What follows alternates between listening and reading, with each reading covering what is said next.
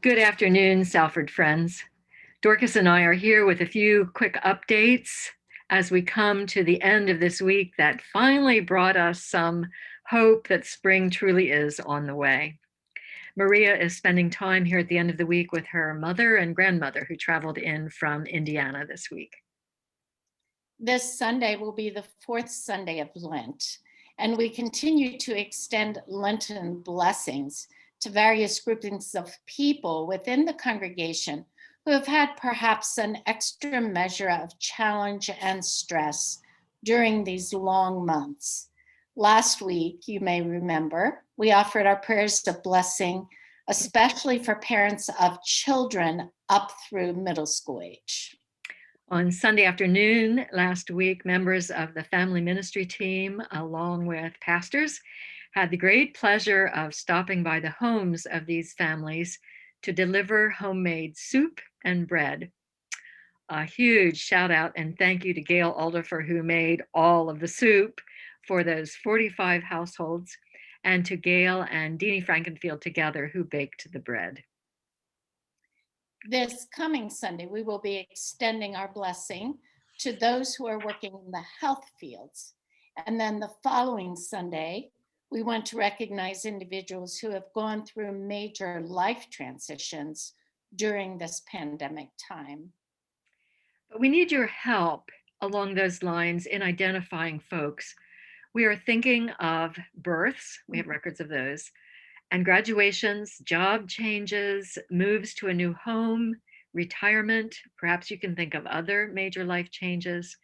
Please contact us in the church office with names that come to your mind so that our list can be as complete as possible. As we near the beginning of spring, it feels like an appropriate time to both look back on what has been a long, hard winter and also to look ahead in hope as early signs of spring start to push their way up through the earth and as vaccines become available to more and more of us. As you know, just a few short weeks ago, the United States passed the tragic mark of 500,000 deaths in our country from COVID-19. It is a staggering number, and the number continues to grow both here and around the world.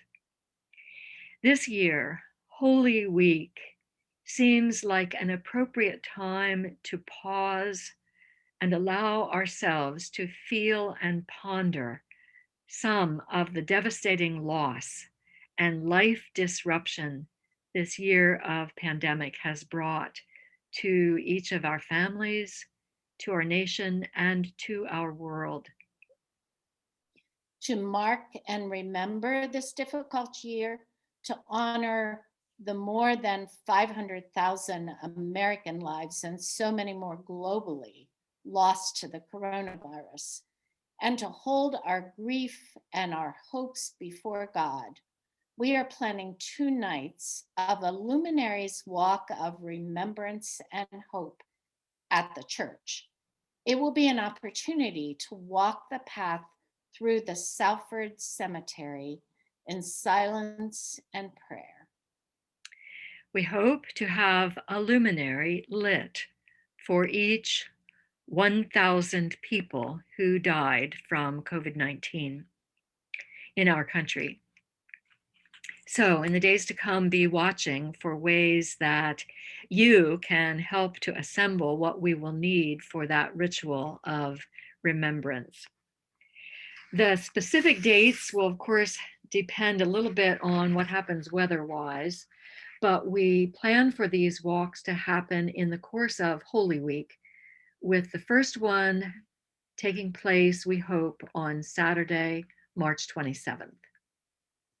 Additionally, we will be creating a space for remembrance and reflection on the porch of the schoolhouse building. That space will be available as a space to pray, grieve, and reflect throughout Holy Week, also beginning on Saturday, March 27.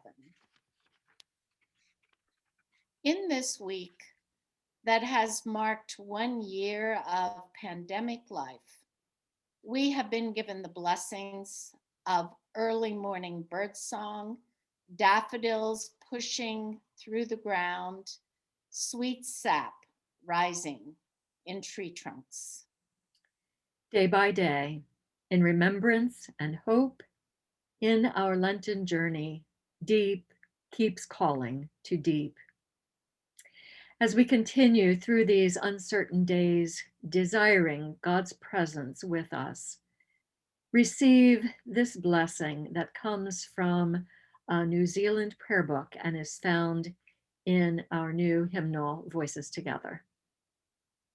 May Christ be within us to keep us, Beside us to guard, before us to lead, behind us to protect, beneath us to support. above us to bless. May this blessing rest deep within you, bringing peace and strength to you this day.